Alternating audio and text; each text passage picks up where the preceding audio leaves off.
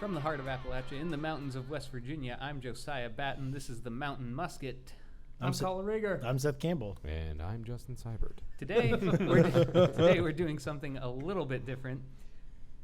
We're going to have the first in our series of Evangelical No-Nos. This series will talk about different aspects of American evangelicalism, or just broadly evangelicalism, where we see things that get kind of censored. And we're going to analyze and question how far should we go with this, or should we? So today we're talking about fantasy, magic, and horror. Ooh. Fantasy, magic, and horror. Evangelical no-nos. So I'm sure as many of you experienced growing up, Sure. Indeed. if you read or watched the Harry Potter, or maybe Pokemon, He-Man, any of those things that had magic in them, Power Rangers. Power Rangers. Yeah. these different things, there was probably some form of censorship in your home. Right. What do we think? Well, I was actually came from a very liberal home in this way. Mm-hmm. I was allowed to do those things. It was the people around us that were like, why in the world would you let your children carry around? So my mom used Pokemon cards as a reward system in our house, right? So we were the anomaly. We were the anomaly, and we had people in our church like, why are you letting them carry the pocket monster in there? Like, that's what they called them, the pocket monsters. Yeah. And That may be what the literal translation is, but It that's is, that's the literal translation, and the pocket monster was supposed to be a parallel to the Western demon, right? right. So I know very little about what the actual arguments against Pokemon were, because it was a lot of we watched the show, we watched it was my parents were, like I said, very liberal with what we read and what we watched, within reason, but the idea of magic and fantasy and all that, we were encouraged, very much encouraged to be well read. And so from my perspective, this wasn't a no-no. This wasn't a no-no in my house. I guess I would want to know. You're a good example. You are the exception. Oh, to the so rule. I'll certainly we went own to that. the same church. I'll certainly own that I'm the exception to the rule. No, that's great. I want to hear from the exception, because I know each and every one of us. Well, maybe not you. I don't know about you. Were you raised to be afraid of magic things? To be afraid of, like they were forbidden. Oh, they were forbidden in your house. Oh yeah, we couldn't watch or read Harry Potter. Wow. From Like you? playing D&D. Like the None nerd. of that. Like D&D, like A compliment. Yeah. so D&D was like, you will summon demons if you do this. You will be possessed Sure. by a demon if you play D&D. Well, what's that game that everyone was in a circle and like they had their hands on this thing? Ouija board. Ouija board. Yeah. That's legit bad. No, right. I kind of wanted to draw that parallel, like that comparison early on, right? So like we would all agree, before explaining our stance, we would all agree that like fantasy in general, Narnia, Harry Potter, Lord of the Rings. Halo, because Halo's amazing. All these things are not necessarily bad in and of themselves. Right. Yeah. Okay. No, it's not bad. But where is the Ouija board step? Where does it go? Why is it bad? The point, the way you win is you literally talk to spirits. Try to talk to demons. intent. Yeah. So there. I mean, you may not like obviously like people are moving the things, but what's the point of the game? Right.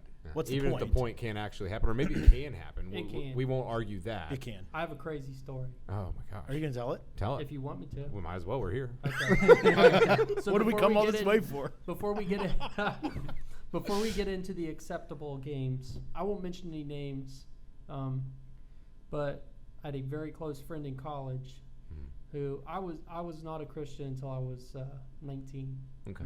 and I was in that. I mean, I could not put my Bible down. Okay. And I won't give all the context, or some people will know who I'm talking about, and I don't want to betray. It's a gnat, sorry, or a Ouija demon. So this friend, I was telling him what I was reading. He was in my room. I was like, dude, listen to this, and I read him something. And all of a sudden, this is the God's honest truth. He started growling at me. My Yeah. goodness. What? Yes, for real. Yeah. And he was like, growling at me. I'm like this was not characteristic of this guy. Sure. And I'm an idiot, so I go over to him because I had some idea of what was happening. Mm-hmm. And I grabbed his hand. I was like, squeeze my hand if you can't move, because he was kind of catatonic. Mm-hmm. And he squeezed my hand as hard as he could, and I started praying for him. And he fell out of his chair and just started weeping. And he could talk again, and I was like, what happened? What have you been doing? He's like, he told me that he had just been playing with a Ouija board in the fraternity house. So we can't tempt the devil, so to speak. Yeah, so he had been playing with a Ouija board, and obviously something had happened. Right. Because I had talked to him about what I was reading in the Bible before, Mm-hmm. and he ended up giving his life to Christ that night. So he got saved through the whole thing. Yeah. But That's good. He was, I guess you would say, possessed by playing with a Ouija board. That's crazy. Really happened. Yeah. So that brings us to a point I want to make. When we talk about magic, and we talk about magic in the Bible teaches magic is, or at least can be, real. Right. Mhm. Right. The advisors to Pharaoh don't just imitate the things Moses does. Right. They do it. Right. The Bible says they turned their staves into snakes. Right. Like, that's in there. Well, I think, at least from my background, at least the background that I came from, again, hearing all the arguments against why my parents shouldn't be letting us do the things that we're letting us do, particularly Harry Potter, is there are no examples of good magic in the Bible. There's lots of examples of bad magic. I heard all the examples of the bad magic, and that the bad magic is actually real. And so we can't have a protagonist, the good guy in the book, be a magic guy. We can't have that. And where magic in the book is neutral. The magic in and of itself is a neutral agent in the book, and the people are either good or bad, and they can use it and wield it in good or bad ways. And that was one of the reasons that we heard. Now we didn't listen, but that was one of the reasons that we heard that we shouldn't be reading Harry Potter. Yeah, and I think if you assume that a fantasy novel is, somehow drawing a parallel to reality, then then you're right. But they're not. Like, you know what I mean? Like, it's a book. It's a fantasy story. No one thinks that Tolkien. Don't say no one. Okay. No reasonable person, to quote many laws, no reasonable person thinks that Tolkien, in writing his book, his trilogy, Lord of the Rings, that he thought that magic was real, or at least real in the same way. So no one could. Yeah, go ahead. I have an essay here from Tolkien called "On Fairy Stories," where he kind of gives his philosophy of this type of thing. One of the quotes here, he says, "This aspect of mythology, subcreation, rather than either representation or symbolic interpretation of the beauties and terrors of the world, is, I think, too little considered when he talks about fantasy." Right? Subcreation, like you said, we always kind of assume it's representation or it's symbolic of something else. Right. And Tolkien is saying, no, it's subcreation. Right. That makes sense. I mean, I agree with that, right? Narnia is another good example. Like, Narnia had a lot of parallels, but Lewis was very careful to say that it wasn't allegory. Oh, yeah. He was like, whoa, no. Right. This is not Christian allegory. There are Christian themes, but this is not Christian allegory. Well, his whole point in writing was, let's suppose that there is another world. Yeah. And that world has sin in it. How does God redeem it? Mm-hmm. Yeah. That's the story that he writes. So it's not a one-to-one. No. Where Aslan is Christ, but there's a representation there because that world needed redeemed. If you read The Magician's Nephew, what I'm telling you is kinda is. What I'm telling you, what he argued for, Right, was if there is another world, yeah, and that world is to be created. yeah. Jesus is still Lord of that world, though, and the incarnation of the Word in that world is Aslan. Looks different, right? Yeah. Right. Same God. Yeah. Right. And how would God? That's the beyond the shores, beyond the oceans, the land beyond the oceans, right? Whatever. I don't want to. Christian allegory. A good example of Christian allegory is the Pilgrim's Progress. Right. That's actual Christian allegory where you have a one-for-one. Obviously, Aslan is the incarnate God. They're like when Bree and a horse and his boy is talking about, well, no, surely, quoting many Gnostics that are probably present in evangelicalism. Surely Aslan wouldn't be a beast such as ourselves. He's not a dumb beast. That has to be something figurative, yada. And then Aslan comes up behind him and he's like, no, look at me. I'm a beast. I'm like you. He shows him his paws, Yeah. I was the one that had been chasing you all this time. I think that's a Christian theme, but it's not allegory, right? I don't think we need to confuse those. Again, Christian themes. And going back to the main subject here, I think the great damage that we have in our aversion towards fantasy is that we are so concerned about this fantasy realm, more so than we were about the real world. The moral majority of the 80s and the 90s couldn't stop talking about Pokemon and Harry Potter, but they couldn't talk about other things going on in the church that were just starting to take seed then and are now come to full fruition. Well, let's put it in context. So Sure. in the 80s, you had Anton LaVey and Satanism making a mainstream kind of run. Yeah. Sure. And there were several gratuitous acts that were directly attributed to Satanism that were occurring. Yeah. And so Christians in America got like super paranoid. And they're Right. like, okay, how are the Satanists going to try to invade culture? Right. Because they were kind of clear that that's what they were trying to do. And so, again, overcorrecting. Right. Well, that's the first time we've said overcorrecting today. So they're overcorrecting by saying, well, everything now is Harry Potter's trying to teach kids that witchcraft is okay and stuff like that. And maybe some kids came away with that message, which I hope not. Yeah, I think there's some that were. Yeah, go ahead, Joe. You're about to say something. I kind of bring this back here. What would you say is our theology of fantasy? If we're talking like foundational category, we're talking about fantasy, we see these reactions to it, but what is the positive theology of fantasy that would say this is something in some sense we want to pursue? Now there are cautions. The parable of it. It's a parable. Oh, okay. Okay. Yeah, Parable. what would be the adjective for that? Parable-ish? Parabolic. Yeah, well, that's Well, embarrassing. the Parabola. Yeah, I'm thinking of parabola. Yeah, Yeah, parabolic. I'm going mathematics. the pedantic nature, the fact that it can teach. Yeah. Right. Yeah. Right. Well, sure, we weren't through fantasy, right? Right. I mean, I can tell you that, again, going back to Narnia, that I didn't really have an understanding of the atonement until I understood deep magic. Yeah. That was insane. Yes. Like, drop the mic. I'm like, oh my goodness. Like, Yeah. that's what it was. Like, and if you deny me this right, Aslan, the very world itself will crumble in on itself. That's insane. That's an insane notion, and that's tied into Christian theology. And I learned that from Narnia. I think a robust theology of fantasy from a Christian perspective must include the idea of creativity. That God is a creative God, and not only is he a creative God, like elephants have weird noses, but notice that his creation is designed to create. Yeah.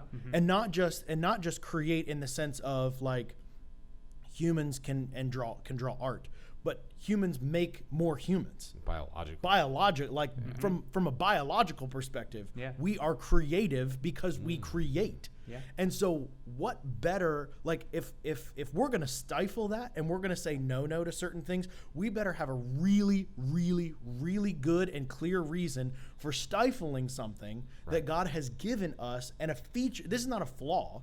It's a feature. It's a feature that he's created in us to be creative and to imagine and to dream and to think and draw and and to make music, all of these things. And so particularly when it comes to fantasy and dreaming of different worlds and all of these things, it has to be grounded in God is a creative God who has created us to be creative, and we as his children should be creative like him. And so the worlds that we create should be ones that show the beauty of holiness and the ugliness of sin. Yeah. The beauty of holiness and the ugliness of sin. And there are R-rated, very R-rated movies with lots of violence and lots of drugs and lots of all of these things that show very graphically, the ugliness of sin. Which is why I am a proponent of horror films. Here we go. So, yeah. With that, we're gonna take a quick break. We will get to Are we horror 15 films. minutes? Yeah. We'll start with horror right as we come back. Stay tuned.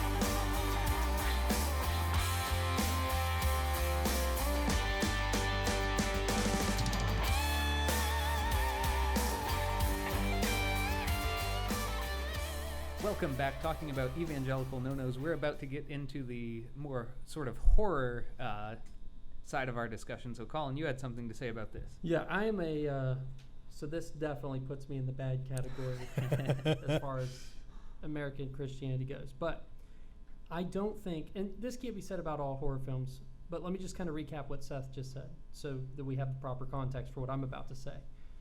Creativity is beautiful insofar as it paints good as good and evil as evil in their most foundational sense. Sure. Yeah.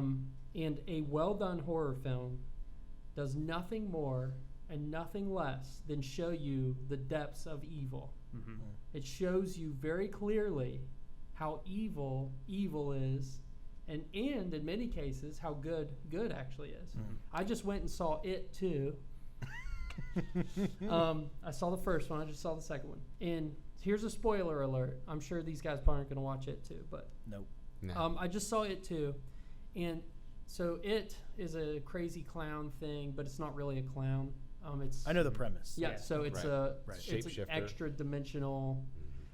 I should say interdimensional, extraterrestrial Mm-hmm. creature that can shapeshift. And what they discover at the end of the movie is that this evil being is empowered by their fear.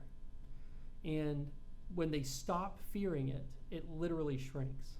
It loses strength and power, and then they can defeat it. Is that the end of It 1 or 2? That's the end of 2. This is the end of the whole series. Spoiler alert. Yeah, Yeah. spoiler alert. Yeah. So the way it's got some scary stuff, it's got some creepy stuff, but that's there to show you how bad evil is. And then the lesson that you learn from it is that evil is empowered when you're scared of it. But when you look it right in the face and you make a conscious decision not to fear evil, but to stare it down and even go walk right into it, you'll find that it loses its power. Mm-hmm. So to me, that's what horror films that are well done do. They really make you feel the depth of the evil. That's why you leave them kind of feeling like, oh man, I feel kind of dirty, or I feel kind of dark. Mm-hmm. Yes, exactly, because that's what evil is. It's dark. So Well, that's one of the things that flipping back to fantasy for just a second. And magic, whatever. That's one of the things that J.K. Rowling said about her series. She said, I don't understand why Christians are freaking out about this. The Christian themes are there. Again, Yeah. spoiler alert, Harry dies and rises again to defeat his enemies at the end. Yeah. That's how he wins. You haven't seen that How- yet? no, That's I how should have watched it. That's how knowing he we were gonna wins. Talk about this. That's how he wins. He wins by going and facing the evil thing that's been chasing him the whole time, willingly sacrificing himself for all of his friends and all of his people. He goes into the woods by himself. It's a very Narnian moment there, and he dies and he rises again and he defeats evil. That's how he wins. And so she's like, I don't understand why everybody's freaking out about this. Yeah. Like I wrote it into the book. The resurrection story's there. So some people would say, well, even though fantasy, horror, these things can have positive elements, isn't there a better way I could be spending my time? Is this really the best way for me to... Oh my goodness. If that person goes to a buffet, then your argument is null and void. Like if you put anything into your stupid face Whoa. We got him. that is at least kind of unhealthy, I could say to you, well, You lose. isn't there something better that you could be eating right now? Like, come on. Yeah, there's always something better you could be doing, supposedly. Yeah, Like, But this- sometimes listen. a hot dog is just delicious. But listen, man. this guys, this assumes that fantasy isn't good for you. Right. No. Right. Fantasy is one of the best things for you. Yeah. what I helps you tell- explore one of your traits? If all of you listener, viewer, if all you do is read old dead theology, guys, I'm telling you right now, stop it. Stop it right now and pick up a fiction book. It's good for your soul. Yeah, it's for good real. for your Yeah. brain. Please find me, message us, find a friend, find a good fiction book and read it, and a fantasy book at that, because it's good for your soul. It's the way you were made. Amen. It's how God created Here. you to be. We should make a blog list, like top 3 fiction books from each of us. No Absolutely. doubt. And I think really the reason why, just to get a little bit more technical, Mm-hmm. for anyone who might be listening that's a little bit more technical or thinks like I do, we're not exploring fantasy because we're pragmatic. Like, well, it makes us feel good, or like it's good for you in that way. It's good for you because you are only going as far as you were created, right? Like it was built into you. You know, the best way we can live our lives is doing what we were supposed to do because we were designed to do a certain thing. And I would say enjoying fantasy, it plays into one of those smaller aspects, right? Like you can't. I'm one of those guys that used to only read like fiction, and it's really horrible, right? Like it's Only read. Only read excuse me, fiction. nonfiction. I was nonfiction. like, Oh, yeah. Yeah, okay. I'm one of those guys that only read nonfiction. I was picturing you on a beach with like a romance novel, like So, No, I'm extremely cowboy, tired. take me away. but to hit on the pragmatic aspect, Sure. if we talk about like role-playing games, so Here we go. I've read comments, I won't mention his name, on a certain minister's post, and people were lamenting the fact that they would go by a game store and see all these grown men on Saturday sitting around playing games, right? And as a Dungeons and Dragons DM, Dungeon Master, naturally I'm like, You literally have a shirt. yeah, I mean, We are not making fun of you. so You I can't want- use that spell here, guys. I wanted to do a little thought experiment. Before you go any further, what's your modifier, Joey? I just gotta take that into account on for what you're what? about. I don't know, whatever. So just imagine, right? You are walking along a path on some summer day with your kids, and you come across a wolf. Right? You're somewhere out in the wilderness, and there's a wolf there. You assume wolves normally are in packs. There's probably more than one. I just see one. What do you do? What would What are you asking us? Yeah, I Oh, mean, what do you I do? would obviously Judiciously. light one of my arrows on fire and shoot it. Yeah, I mean, go ahead. So you know, I- roll do for I get that. to roll it? Yeah, roll for that. Oh, I haven't done this since I played Dungeons and Dragons in high school. You're going to In hell. middle school. Yeah. You're going to hell. My dad didn't want me to. I rolled a 10. Okay, so unless he's a really good archer, he probably doesn't succeed with that. But congratulations, you've all just played Dungeons and Dragons. You've all just role played. I feel dirty. You know. Okay, so I never played this, but one of the arguments I heard against this was that it deals with dice. Yeah. Right? It deals with So- dice. Yes. So has anyone ever heard this before? That dice games are. What is this, Joey? What is this? This is a weird one. That's a 20-sided dice. That's actually from Magic the Gathering. That's it. So it's yeah. So this one goes in order because you use it to count your life, starting at 20, which is this symbol, and then going down 19, 18, so on and so forth. Okay, so has no one ever heard this before? That games with That dice are dice not is bad? That Well, dice are bad. Why are Probably dice bad? A gambling. I think it's I think it has What to do about with the when they gambling rolled thing. dice to find out who would be the next apostle after Judas? I'm not sure. This is if you've drew- heard they if you've cast heard lots. this. Yeah, they if did. you Yeah. If you've heard this, let us forgot about know. that. Let us know. This is something like I've heard this before. Yeah. That there are games that. Yeah, you gave us a good example, but Yeah. you had to roll dice. I think and the that's- overcorrection Did you just from. trick me into playing Dungeons and Dragons? Yeah. I think we have pietism So- to blame here. Yeah, but getting back to the sorry, practical go ahead. aspect of this, yeah, but so the first role-playing game, the first modern role-playing game was not Dungeons and Dragons. This is a misnomer. The first modern role-playing game was developed in Prussia in like the 16th or 17th century, okay? And What? so Prussia just comes out of this war. Every other power in Europe thinks that their military is subpar, and they sock these guys. And they're like, how did Prussia just win? And Prussia won because they had developed a military role-playing game. And generals were the best judges, okay? And their whole population like became obsessed with this and What? playing this game. Was it called Risk? No. Oh. But So they just put them in situations and ask them what to do. They put them in situations, asked them what to do, and these generals and these people with field experience explained, well, this is what would happen if you did this. This is what would happen if you did this. This would be successful. This would not. It's a game theory. Yeah. So Interesting. Prussia wins a war because its people became obsessed with role-playing. So when a mind flayer appears A mind in flayer. downtown Buchanan, who's gonna win? Not you. Not me, because I rolled 10. I think the Cthulhu pragmatic shows up. I think the pragmatic Roll the arguments are the weakest though, because they're going to come Right. back and say like, well, you know, do those really outweigh your holiness? I think we need to attack it at root, and we need to attack not piety. Piety's good, right? Right. We just Clearly. Yeah, we yeah. just got done interviewing C.R. Wiley. Yeah.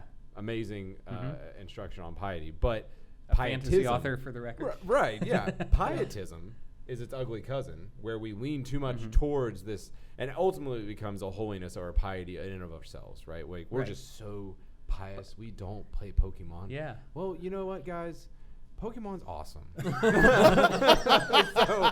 I would go further beyond it being fun, beyond it being Sure. a healthy way to socialize, all of that. I would go further and say it helps your piety because the way you develop as a Christian is through discipline. And this is what most people misunderstand. Discipline most often works not, I won't say most often works most effectively not directly applied. Yeah. Okay?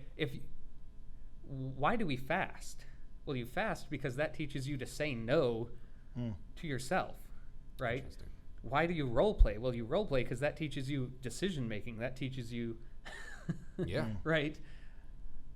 I'm a chaotic neutral. I don't. Well, I don't know I what think I'm I gonna think it's really ultimately comes back to Christian liberty. Yeah. Right? Like, I mean, and I know we're probably like 5 minutes out. Yeah, we have about 4 minutes left. Yeah, Christian liberty. I think, hit that before you take the final note there. But Christian liberty is do all things into the glory of God. Mm-hmm. And I think you can. Someone tried to prove me wrong. I'm sure you'll tell us, but you can, to the glory of God, play Pokemon. To the glory of God, you can have a weekly Dungeon and Dragons. Right, but that's the entire argument. That's Yeah. the entire argument is, can you read Harry Potter to the glory of God? Can you read Harry? They're teaching you spells. Yeah, Okay, that are no, They're not teaching real. you Latin. They're teaching you. Yeah, I was Latin. gonna say. they're There like are this spells that don't these are work. things that these are things that I've actually heard that Sure. they're teaching actual spells like J.K. Rowling's a secret witch, and she's actually teaching witch her ever. spells Yeah. in Yeah. in the book. To which I say that's why we need Latin in schools again, because you would realize that no, it's literally just Latin. Yeah, you would literally just saying Latin for light, or literally just saying Latin for fall over, or body rise, or And- things like this. Go ahead. Latin's a dead language, as dead as it could be. Still really Yeah. First to useful. kill the Romans, Yeah. and now it's killing me. Is that a lyric? It's a limerick. A limerick? Oh. But this Yeah. brings us to the point. What was as evangelicals, we're really bad at worldview analysis. We're good at, we're okay at looking at specific things. Like, well, this is sorcery. Okay, right? But we're really bad at worldview analysis. Wait, describe what you mean by that. What By do you worldview mean? analysis, I mean the threat of Harry Potter is not sorcery. The threat of Harry Potter is naturalism. Yeah. Where is God explicitly in Harry Potter? Okay? I'm not afraid my daughter will read Harry Potter or watch the movies and become a sorcerer. I'm afraid she'll become a naturalist and think that God is irrelevant to the epic battle between good and evil. Or a humanist. Or a Where humanist. we're all basically good except for those that like really sacrifice their soul, like Voldemort. I mean, that's the exact same argument that can be made of Star Wars. Because you have the Force, you have this entity. It's neutral. That entity is neutral, and it can be wielded one way or another. Yeah. And we are I would say that veers towards Zen Buddhism. but the idea the same is that there's this neutral thing, then and we are blank slates, and we come to this neutral thing and we make a choice. Well, it's so all that is doing is creating a more exciting form of human volition. Yeah, and when have you ever heard Christians talk like that about? Right. Or I assuming hear that most of them defending free will. So Yeah, well, and that's fine, and we do have free will, but I think that's what I'm saying. Like, Yeah. all the Force is an explanation of the use of will. Right. makes sense. I mean, it's definitely more than that, right? I think Zen Buddhism is probably closer than exercise of free will. Because you channel it and It's like a Yeah. substance. yeah, It's- yeah, it's But it's when an did we actual thing. think- Right. When did we think as Christians that we're byproducts of our environment entirely? Right. When did we think that we're just that's what we are? If we put a little bit of Harry Potter in us, we're gonna be evil. I promise you, sweetheart, you're evil now. Without Harry Potter, like I promise you, there are people out there who have never played Harry Potter. They go to all the charities and they do all this good stuff, and they are the worst. Yep. They're still going to hell, guys. Yeah, Yeah. Like if you don't have Jesus Christ, you're going to hell. And if the requirement of every fantasy novel is to have Jesus Christ, well, Jesus Christ is real. He's not fantasy, but we can still look to fantasy and see the creative wonder of God's attributes. I think we can see that because it's derivative, right? Yeah. Derivative of Yeah. what we have, Right. our imago Dei, Right. God in us. Yeah, and it's going to help you develop these mental disciplines, social disciplines, the capacity to reason. The best way to learn to reason is not by sitting down and reading a book on logic. Okay, it's not. I mean- You do need to learn those things, but it's not. The best way to learn to reason is to read a fantasy book Hypotheticals, yeah. where they reason, Where they where they do it. Weird. Or you reason. Yeah. Do you take the axe into the dark room with you, or do you just say, "Oh, it's probably nothing"? right. Yeah. Option A or B. Yeah. Roll the dice. Roll the dice. Yeah. yeah. It's definitely something you're dead. So final thoughts, guys. Final thoughts on fantasy, horror. I'll say it. I'll say it again.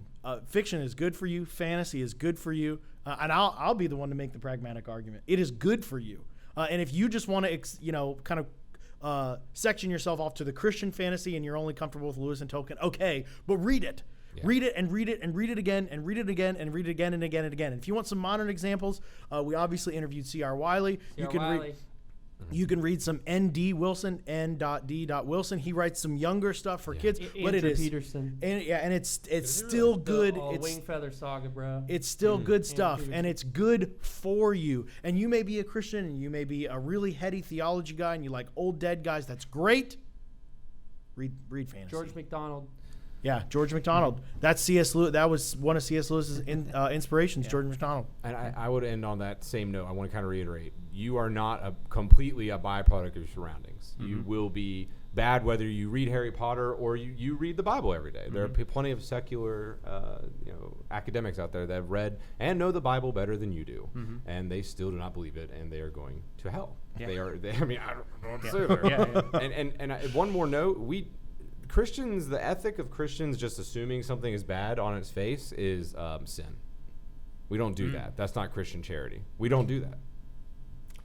Yeah, and I would say I made a super annoying noise there. Sorry, I was like, Was that you? I thought that was the camera. well, the camera also did. shut off. Oh, okay. Yeah, I would say in closing, look for, okay, if something has truth in it, it will captivate you. And if something captivates you, it's only because there's something foundationally true in it. Okay. Now, those things can be distorted. But when something grabs your heart or your soul, like a movie or a book or a song or something creative, it's because there's something true in it. So look for what is the truth that's grabbing me in this?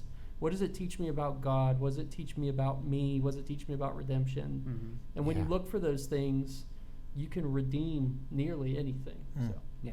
So in closing, be discerning, be thoughtful, but expose yourself to a variety of ideas. You're going to actually do good for your sanctification, for your holiness, for your thinking, for your ability to interact with and love people by exposing yourself to fantasy, to fiction in a discerning way. So we would encourage you to take up and read. Thank you. Yeah. This has been the Mountain Musket. Make sure to tune in. We will be releasing more episodes, probably more from this Evangelical No-Nos series. Yeah. Let us know And- if you want us to do anything Yeah, specific. tell us what you wanna hear. anything specific. Yeah. We could talk about anything you want. So hit the like and subscribe, and we hope to hear from you guys soon. See ya.